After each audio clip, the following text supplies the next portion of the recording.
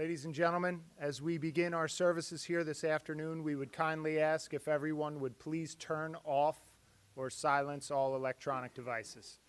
Thank you.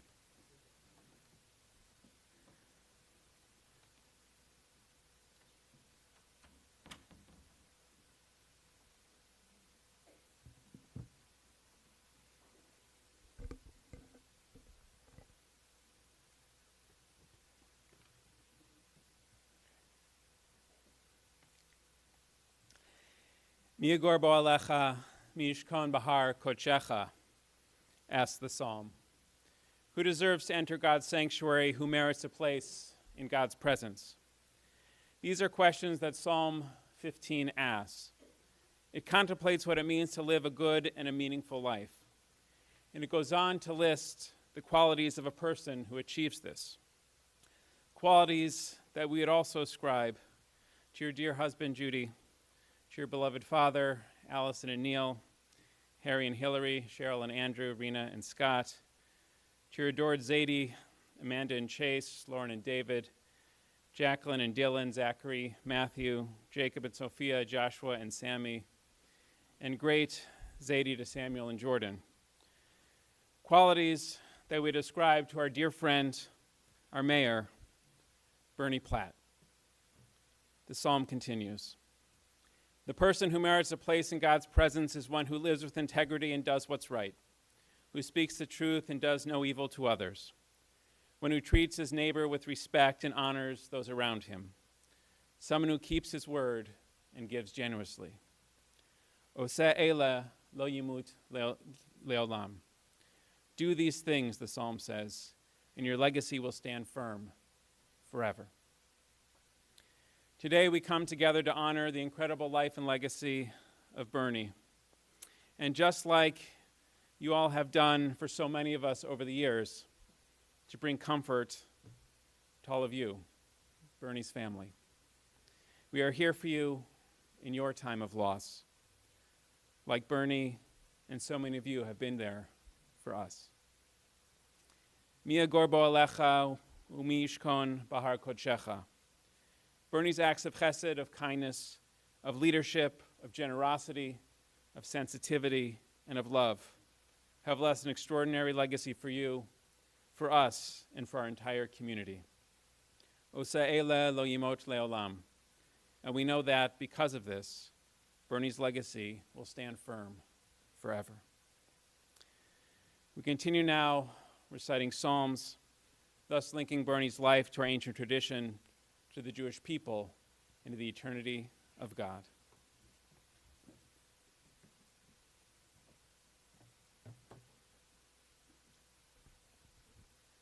Shir lamalot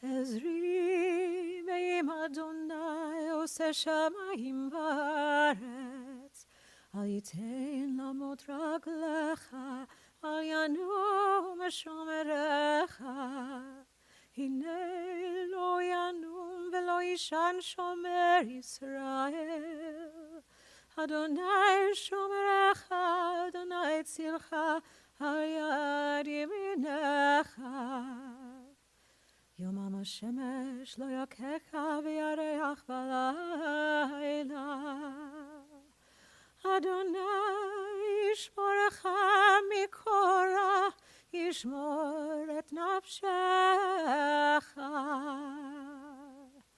Adonai yishmor tzedcha uvoecha me'ata ve'ad olam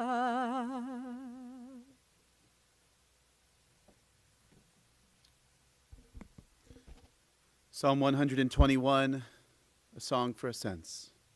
I lift up my eyes to the mountains. From where does my help come? My help comes from Adonai, maker of heaven and earth. Adonai will not let your foot give way. Your guardian will not slumber. The guardian of Israel neither slumbers nor sleeps. Adonai is your protection, a guardian at your right hand. By day the sun will not strike you, nor the moon by night. Adonai will guard you from all harm and will guard your soul. Adonai guards your going and coming, now and forever. Mizmor LeDavid, Adonai ro'i lo echsar. Binodesha yarbitzeni almei minuchot yinahaleni. Nafshi yeshovev. Yancheni b'magleit tzedek leman shemo. Gam ki elech begeit salmavet lo irara ki ata imadi. Shivtecha mishantecha hema yenachamuni. Taroch lefanai shulchan neged sodorai.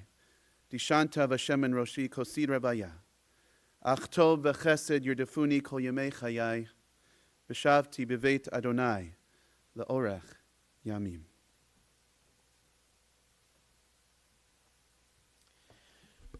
Those were the Hebrew words of Psalm 23, known as the Shepherd's Psalm, a psalm that guides us through difficult moments like this one. And invite you, if you would like, to join me as we recite its words in English. The Lord is my shepherd, I shall not want. He maketh me to lie down in green pastures. He leadeth me beside the still waters. He restoreth my soul.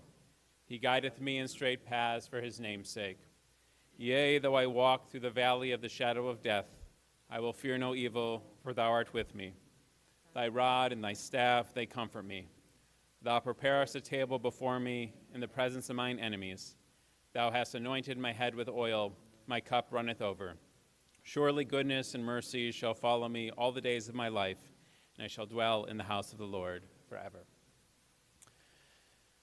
In shul, in synagogue on Shabbat, we're currently reading from the book of Devarim, book of Deuteronomy, the last book of the Torah. But it's already in the Torah's first book, in Bereshit, we learn that when a loved one passes away, it's members of the family who come forward to share words of memory. As that ancient tradition will continue here today, as we'll first call upon Bernie and Judy's children, Allison, Harry, Cheryl, and Rena, to come forward, and Harry will speak representing them.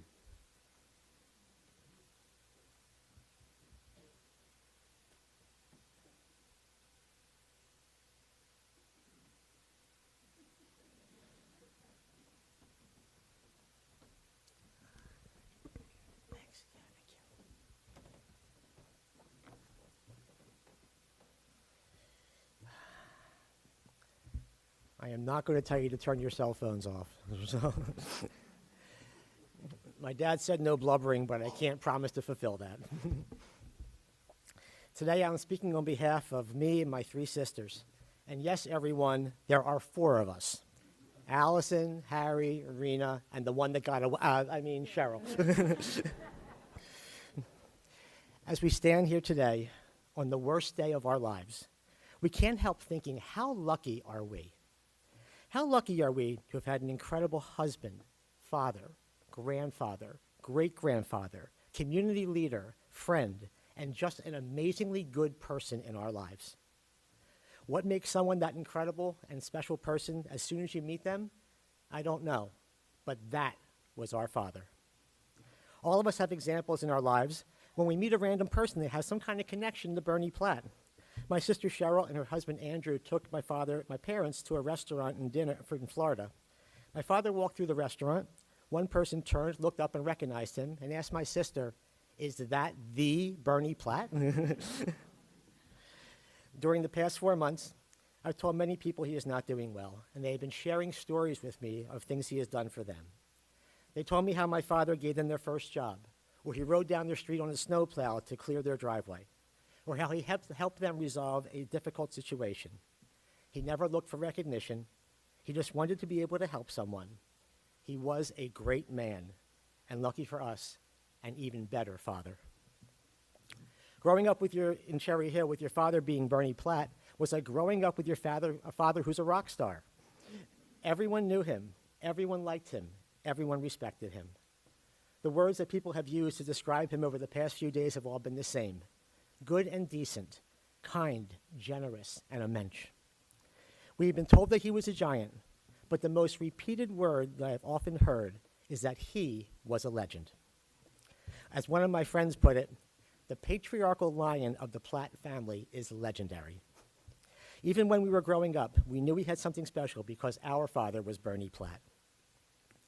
The relationship between me and my father has very publicly unfolded over the years, from People magazine articles, being honored together at different events, serving as mayors at the same time, and working together here for the last 41 years. He taught me how to be a funeral director in a way that would help our families the best. He was a great teacher and mentor, and he showed me that our job took kindness and patience, two things that he excelled in. He showed me how to be a good husband and led by example. Our father never failed to show how much he loved our mom. I always noticed that when Hillary and I would go out with them, they were holding hands. I know this is why Hillary and I hold hands so often these days. My father was telling his queen, "I love you," literally until the end of his life. My dad showed me how to serve the community. When I was first elected in Voorhees and became president of the Federation, we often talked about what was happening in our community, and I always sought and valued his opinion about public service. He taught me how to be a good father, always being there at every event, not only for us, but for our kids as well. He taught me that time and being present are the most priceless gifts that you can give your children. I love the way that my son Jacob would often say, "Zadie, I love you and I appreciate you." The amazing smile on Jacqueline's face every time she saw him made me smile.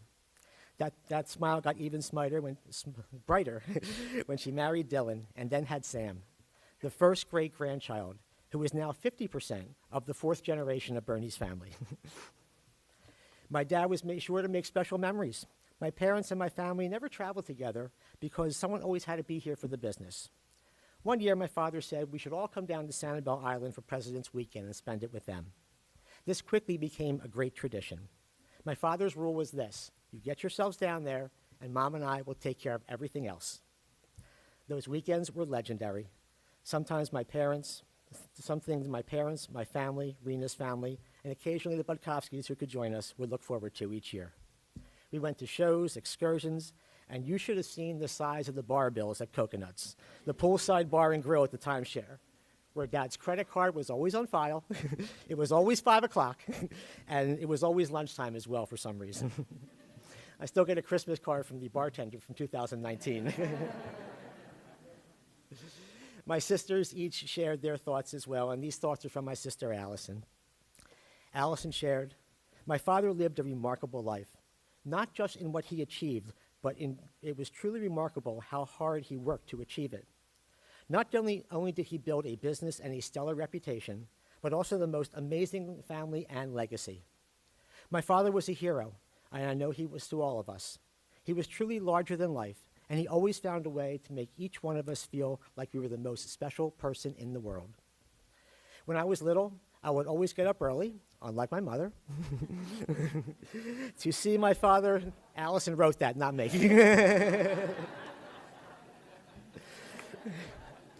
Don't blame me. To see my father off to work. I would get the newspaper from the front porch, hold the door open for him as he left with his briefcase in one hand and his newspaper and coffee in the other. We exchanged our "have a great day" and goodbye kisses, and off he went. I knew that if I missed a day, he wouldn't be able to get out the door, and we both wouldn't have a good day. When I left for college and came home for the first time after being away, it was Friday night. My father was president of the synagogue at the time, and there was a custom at our synagogue for the rabbi, cantor, and president to greet all the congregants as they left the chapel. When my father saw that I was there, he literally stopped the line, ran over to me, and gave me the biggest bear hug. He made the world stop for me, as he did so many times. After my mother's car accident, I rehabilitated her back to better than she was. My father pulled me aside and with tears in his eyes said, "Thank you for all you did for Mom. No one could have done what you did." To which I replied, "Thank you for paying for my tuition so I could do it."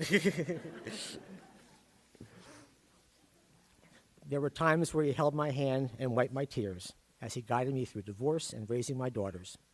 He was everyone's go-to guy for everything. He was the strongest, wisest, kindest man I ever knew. The proudest moments in my life are when families and people I have helped as a geriatric physical therapist and a funeral director tell me, "You are just like your dad." And even as his body was starting to fail, his mind was sharp as a tack. We would still call him from the office for advice, information, and history. He was so good at history.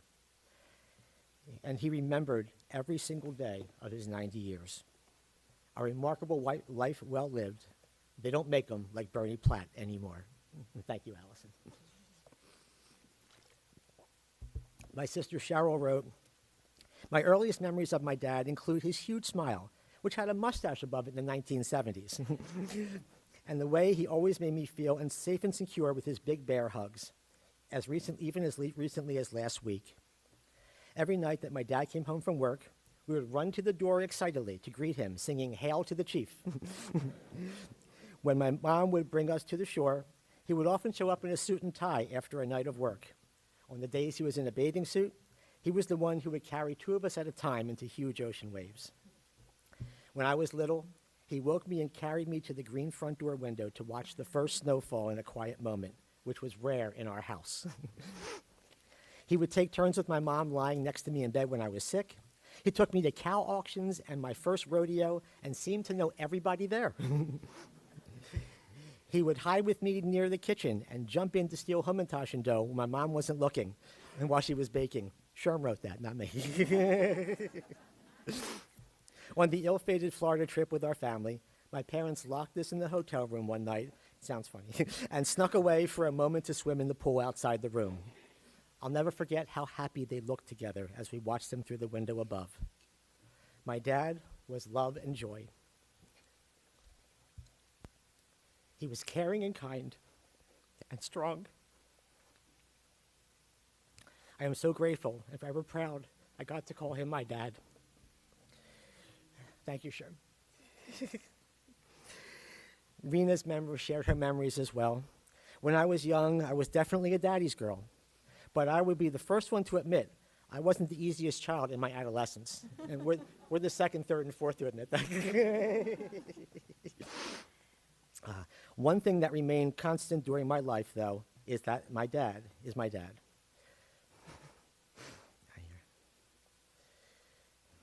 Thank you. While he spoke sternly to me during these teen years, he never yelled at me. He used these many opportunities to make these teachable moments, which helped me grow into the adult I am today. He and I have always been close, and 30 years ago, when he asked me to join the family business, I was afforded the chance to see him every day.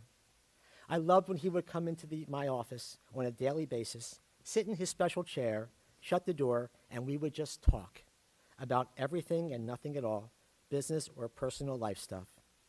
He was always there to pick me up and to be my rock when things got tough. Thank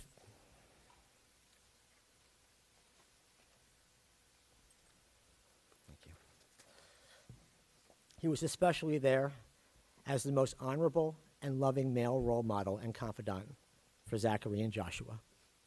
Over the past 12 years or so, I took my dad to every doctor's appointment to help manage his meds and tried to make sure he stayed as healthy as possible. The times we had in the car and in waiting rooms, where if we had to wait for more than 10 minutes, he would apologize to me for what he said was wasting my time, is something I would never trade for the world. I will miss him every second of the day, but I am forever grateful for the amazing man I was lucky enough to call my dad. Thanks, Ree. I want to thank my sisters for their beautiful words. Phenomenal people like Bernie Platt don't come along very often. That is why we are so lucky that legends never die. Here's to the man, the myth, the legend, Bernard A. Platt. You will always be a rock star in the eyes of 4 generations of your family and the many more that will come. Thank you for everything, Dad. We love you. We will miss you terribly. And we will always keep your memory alive, the door by door.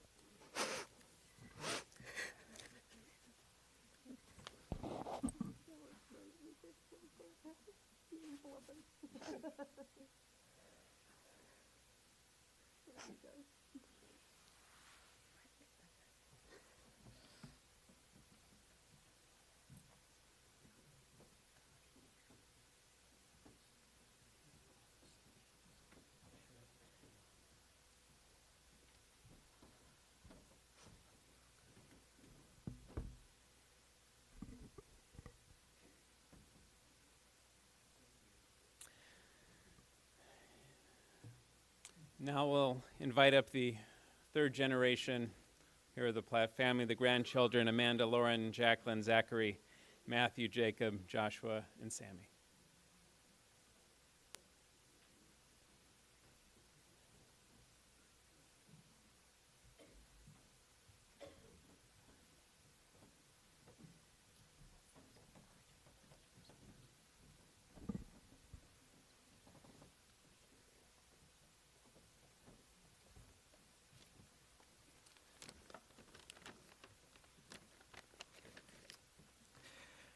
Thank you all for coming today.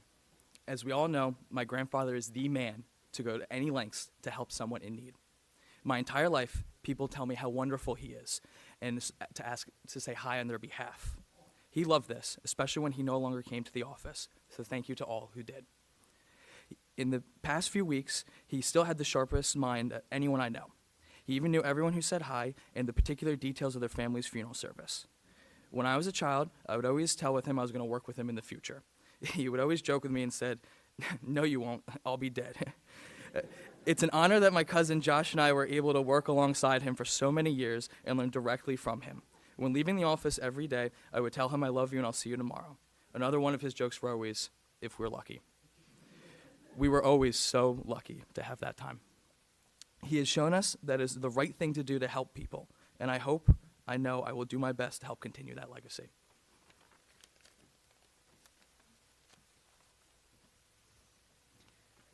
When I was in 4th grade, I was given an assignment to write an essay about my hero. I can imagine most 10-year-olds wrote about athletes or celebrities. My hero was my Zadie. For over 30 years, he was not only our grandfather, but for my sister and me, the most consistent male figure we had to look up to. At our bat mitzvahs, we danced with him for our father-daughter dances. He was our voice of reason. He was everything to us. Last night, we celebrated my sister's wedding, and although he wasn't physically there, his spirit was felt throughout the day. As a family, we toasted to Zadie and took a shot of Crown Royal in his honor. Here are some facts you may not know about our Zadie. 1, he had an armoire drawer filled with every variety of Tic Tac flavor. 2, if you played Rummy Cube, that's what we called it, with him, you had to be prepared for him to wait until every tile was off the board before he made his first move. 3, he gave the absolute best and strongest bear hugs, and I'm really going to miss getting them. Most recently, his proudest title was great-grandfather. From the moment they met, Zadie and my daughter Jordan could not help but light up when the other entered a room. We are so fortunate to be able to share his legacy with Samuel and Jordan, and will make sure that all of our future generations know who he was and what he meant to our family.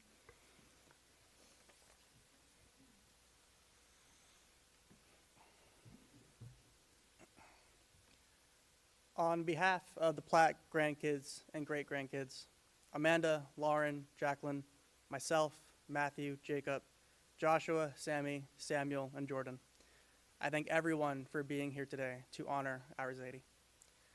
Zadie wore a lot of hats throughout his life: husband, funeral director, freeholder, mayor, father, top hat, Sphinx hat, Viking helmet, that one Jordan loves that just has a bunch of eyeballs dangling from strings.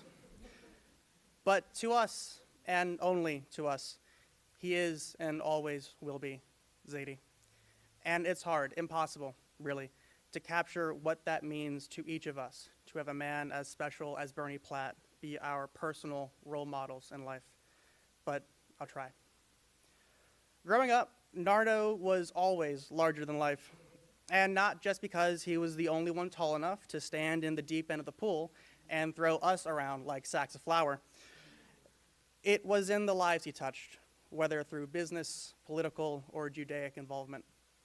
When you were with Burns, even something as trivial as being dropped off to school turned into a red carpet event. We all learned from an early age that you needed to have a strategy, an art form, really, if you wanted any hope of walking out of a restaurant without stopping at every single table along the way. Didn't matter where you were, from South Jersey to Florida and beyond, when Buns entered the building, everyone else in it was excited to see him and have a chance to speak with him. But as big as all that attention made him seem, at the end of the day, he was still our Zadela, our biggest cheerleader, there for every recital, every graduation, every birthday, an entire township to run. But on your day, he made you feel seen, that in that moment you were all that mattered. Nardley was wickedly funny too, quick to pull pranks and never missed a chance to rag on you. I can't count the number of times he'd call one of us over to the dinner table with a, "Hey, what's that?" then stick out his tongue while poking you with a fork. And I know everyone thinks he needed his hearing aids, but I'd swear some days his bad hearing was purely selective. Let's face it, we could spend hours sharing stories about Zadie. But Zadie was a man who liked to keep things short and lead by example. More than stories or funny anecdotes, a look around this room at the people and places he touched tells you everything you need to know about what kind of man he was and the impact he had on his community and his family.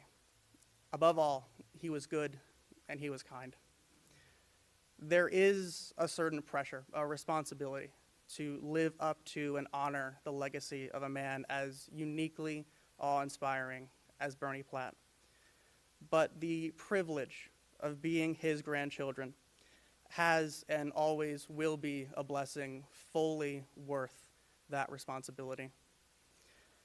You left behind some very big shoes to fill, Zadie, but there are 10 pairs of feet ready and able to step into them, because that's the family you built and the people you inspired us to become. We love you, Zadie, and we'll miss you.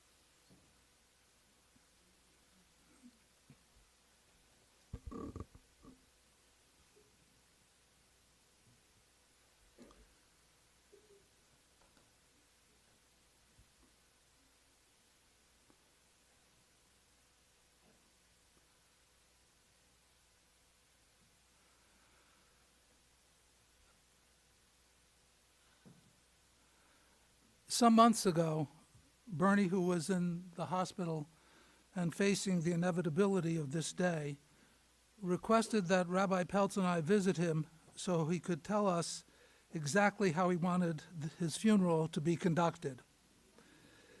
It was to be the same ritual format that we use, but with limited eulogies, those from children and grandchildren, and one from clergy. The truth is, there are any number of community leaders and professionals, as well as rabbis, here today who could easily step forward to speak about all that Bernie has done for so many groups and agencies and individuals in our community and beyond.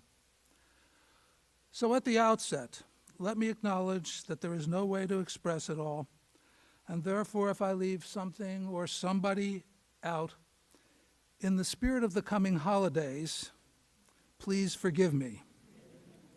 I do want to recognize our Congressman, Donald Norcross, David Fleischer, the Mayor of Cherry Hill, members of the Camden County Board of Freeholders, and the New Jersey State Assembly. I should also note that Bernie gave me a very strict time limit for this service, which is not the first time he has done that to me. But it means I may speak a bit quickly. Another caveat, there is no text from Torah, Talmud, or Jewish thought that I can use to frame my remarks today that Bernie and Harry and those here at Platt will not have heard before. So if you find yourselves thinking, oh, it's that one again, sorry. That said, the Jewish calendar creates context. In just a couple of weeks now, we will come together to begin a new year. And one of the most powerful images of our machzor is the great book that stands open before God. Zachrenu l'chaim, remember us for life, we pray, repeatedly. Kodvenu b'sefer hachayim, inscribe us in the book of life. All of us here today would surely wish that Bernie had been granted more years if he could have lived them in health.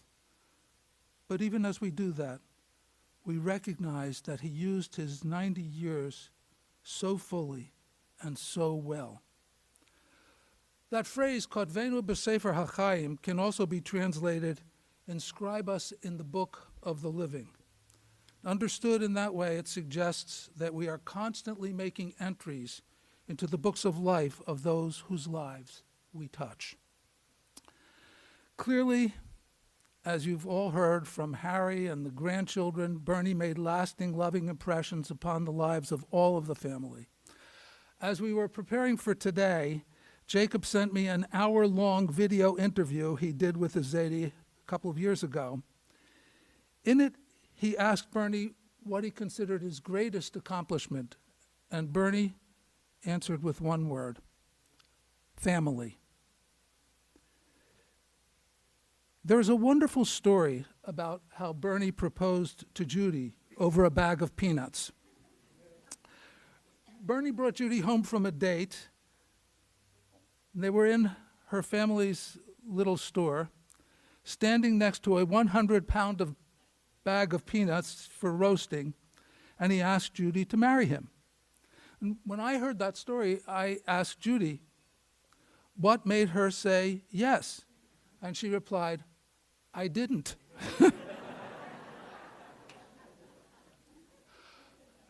She was so taken by surprise. She needed to go upstairs and consult with her mother, who said, that's wonderful. But Bernie had gone home, and he didn't call again for 2 days. And then she said yes, and he came over with a ring. Judy, the family that you and Bernie have created in your 61 and a half plus years of marriage is large, a legacy in itself, 3 generations, 4 children, 8 grandchildren, 2 great-grandchildren. I won't repeat all the names, but I will note that it is a measure of the love you have for Bernie and his love for all of you, that you were all at his bedside over these last difficult days, and that you all knew that he wanted Lauren's wedding to go forward last night because he, more than most, understood the importance of family simcha taking precedence over sorrow. He was thrilled to be part of so many simchas, bris and naming ceremonies, bar mitzvahs, bat mitzvahs, every school play, dance recital, sporting event, graduations, weddings. Those are moments of joy that inscribed you in his book of life, and he in yours. Though there may surely be tears today, they will never diminish the indelible, joyous memories you all have. He will live on in each of you. That's Kodvenu B'chaim. Bernie also made lasting entries in the annals of the Jewish community and the greater South Jersey community. Here's just a partial list. President, Jewish Family Services of Southern New Jersey. President, Congregation Beth Jacob Beth Israel. Founder and President of the Southern New Jersey Council of the Jewish National Fund. Chairman, Israel Bond Synagogues Division. President of the Southern New Jersey Council B'nai B'rith Housing. President, Downs Farm Civic Association. President and Chairman, West Jersey Arts Center. Treasurer, Jewish Geriatric Home. Bernie and Buddy Feinberg were instrumental in the creation of Lionsgate. Bernie was a board member of the Holocaust Memorial Committee and arranged for the Holocaust Memorial in Cooper River Park. He was on the board of the Police Athletic League and Jewish Federation of Southern New Jersey, a member of the Garden State Rotary, Knights of Pythias, Sons of Israel, B'nai B'rith Lodge, Masons, Democratic Organization and Club of Cherry Hill, past chairman of Economic Development Committee, mayor of Cherry Hill twice, and deputy mayor for a term. I don't think there is an organization in this community to which the Platts have not made generous contributions over the years. You will find the Platt name in the entry lounge at Lionsgate Nursing Section, the TBS Wall of Remembrance, inscribed prominently on the walls of the Sons of Israel, Chabad, and Rowan Medical School. There are scholarships in the Platt name at Politz and Kelman Brown Day Schools.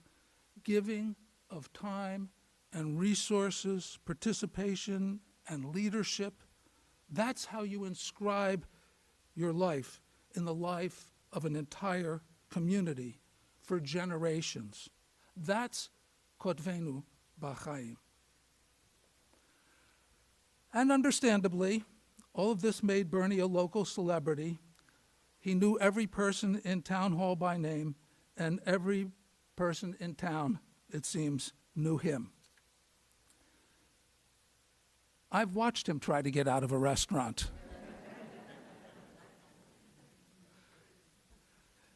In Jacob's video, he asked Bernie about what he thought was his most important accomplishment as mayor of Cherry Hill. Bernie thought for a moment and said, the development of the racetrack property into the incredible complex of businesses and housing that represents hundreds of millions of dollars of investment in Cherry Hill and has added a dynamic element to the thriving life of the township.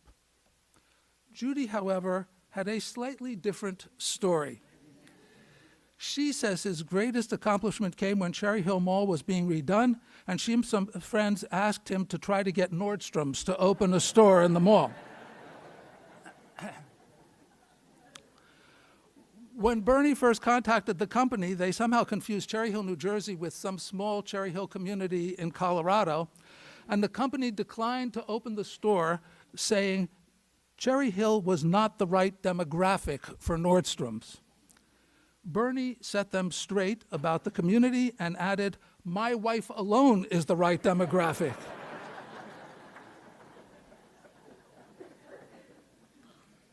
He had a wonderful sense of humor. At TBS, we have a whole file of articles about Bernie and Judy and other members of the family and their involvement in communal life, including that one article from People magazine about Bernie and Harry being mayor of Cherry Hill and mayor of Voorhees at the same time. Its somewhat awkward title is Political Undertaking.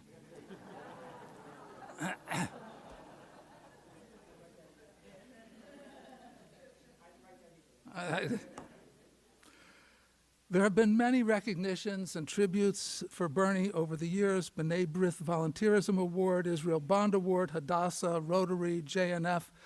At the TBS tribute dinner, we honored Bernie and Judy together because Judy has been a part of everything that Bernie has done, his partner in all the communal endeavors. The video for that occasion begins with a picture of Bernie in a swimming pool frolicking with some of the young grandchildren, and it goes on to interviews with friends, members of the congregation, rabbis, cantor, and other community leaders. Jen Weiss, the CEO of Federation, has the last word. This is what she said. The Platts are our backbone. They are our support at the worst of times. They give us comfort when we need it the most. They are leaders in our community, and that is a value their children and grandchildren continue. I don't know what this community would look like if it were not for the Platts. I think every one of us, from every communal organization, could say the same thing. The most recent honor came this past January, coinciding with Bernie's 90th birthday. The Camden County Commissioners officially renamed the section of Haddonfield Berlin Road out here as Mayor Bernie Platt Boulevard. That's not just about inscribing a name on a sign.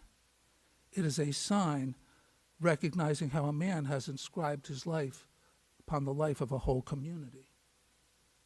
Kotvenu B'Chaim.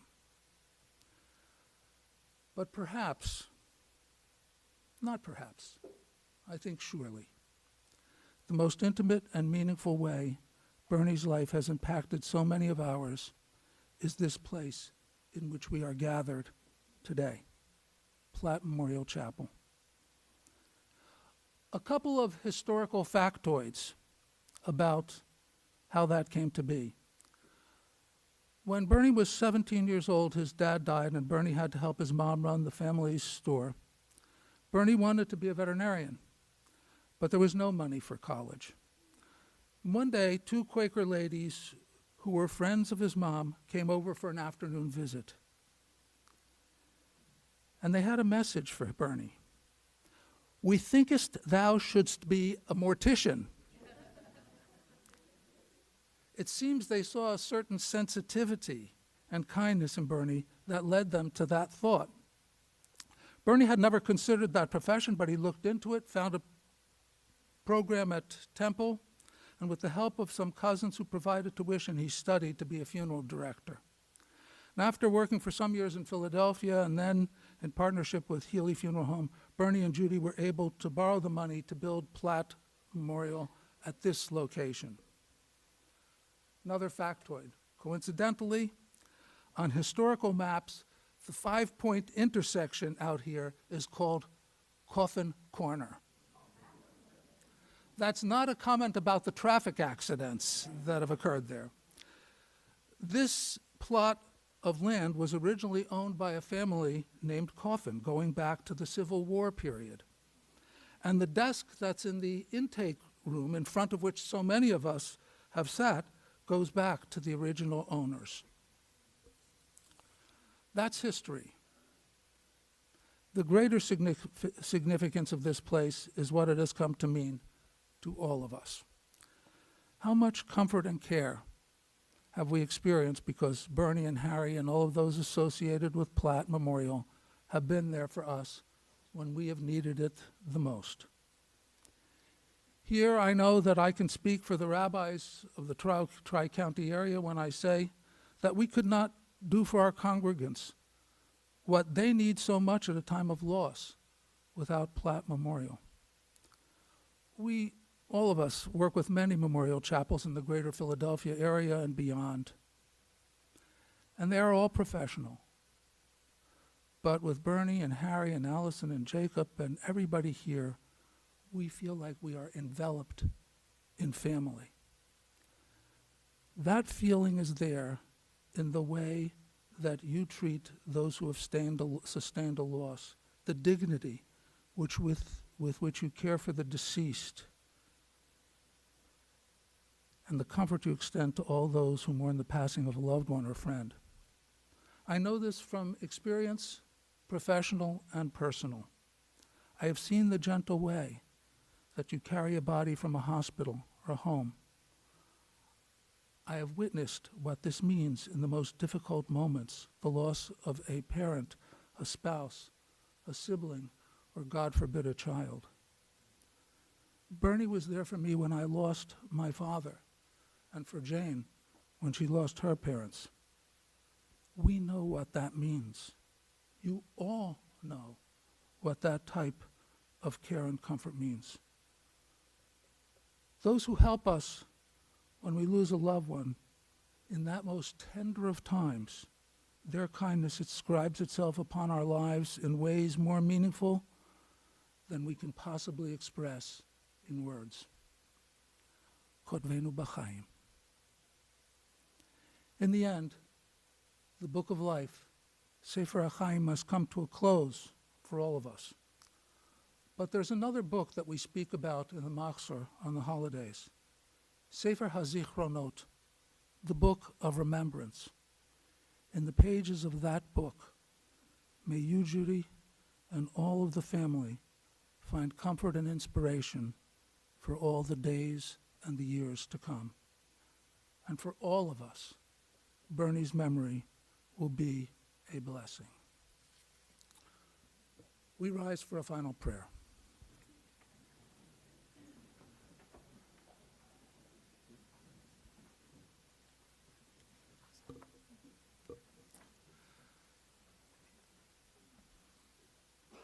Before we hear those last liturgical words, I want to read a poem that Bernie asked that we share at this time.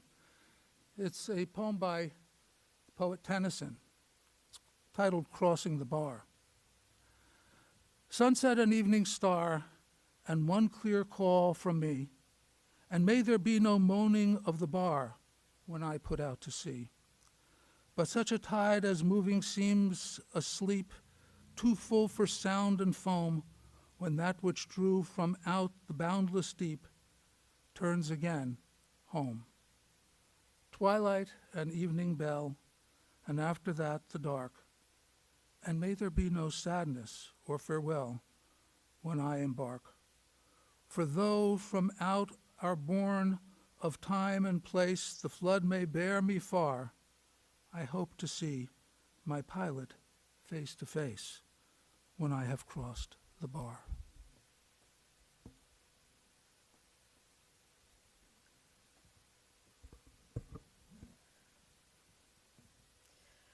El male rachamim shochen apam romim hamsei menucha nechona tachat kanfei hashechina b'malot kedoshim u'tzorim כזר הרקיע מזהירים את נשמת דוב בן אהרון ורבקה שהלך לעולמו בגן עדן תהא מנוחתו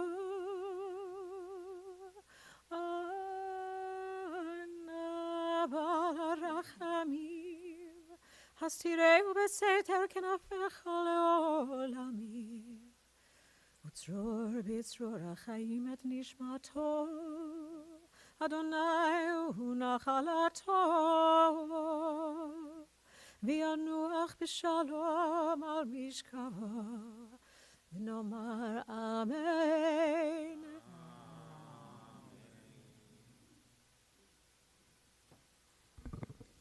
Exalted, compassionate God, grant infinite rest in your sheltering presence among the holy and the pure, to the soul of Bernie Platt, who has gone to his eternal home.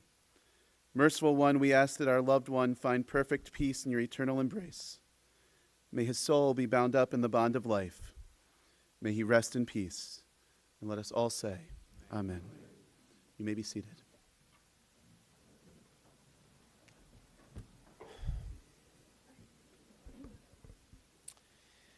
From here, we'll head to Crescent Memorial Park for the burial. After that, comforters are welcome at Bernie and Judy's home, 151 Renaissance Drive in Cherry Hill. There'll be a minion there this evening at 7:30 p.m. Tomorrow and Tuesday, comforters are welcome there again from 2 to 5 p.m., then again beginning at 6:30 p.m. And once again, there'll be services there at 7:30 in the evening on Monday and Tuesday.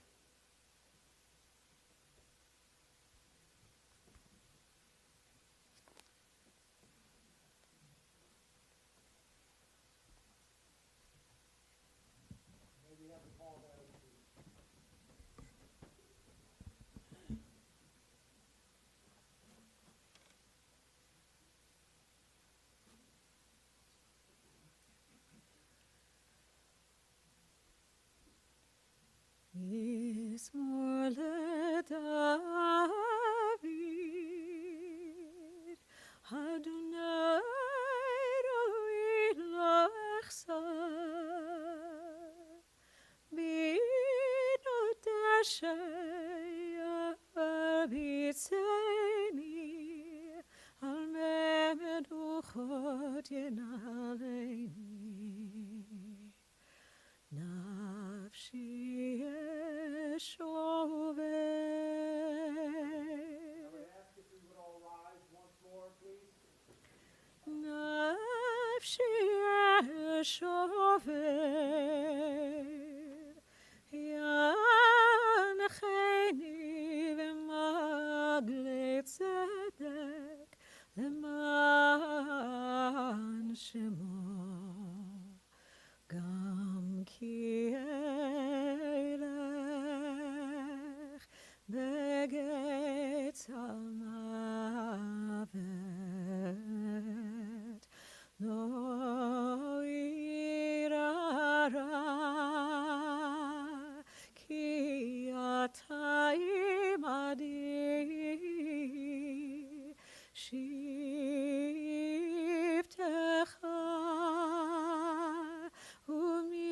ומשענתך, שבטך ומשענתך, המה ינחמוני.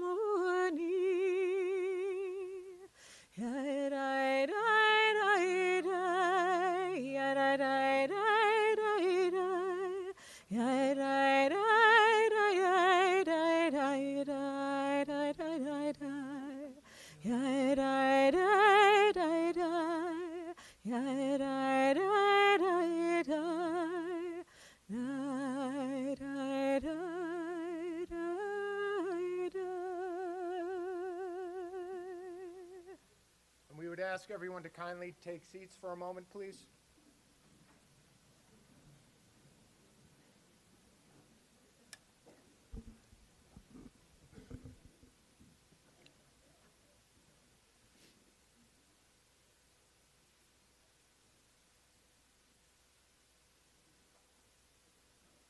Once again, ladies and gentlemen, I would like to thank you all for joining us here today.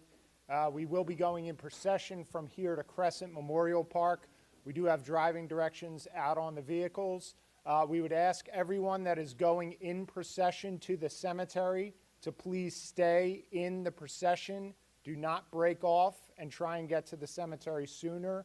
Please stay in the procession line. I'm going to dismiss the chapel from the front rows to the back, so please just kindly remain seated until I come down front. And at Bernie's request, there was one last song that he wanted to play as the chapel was exiting, so Bern, this one's for you.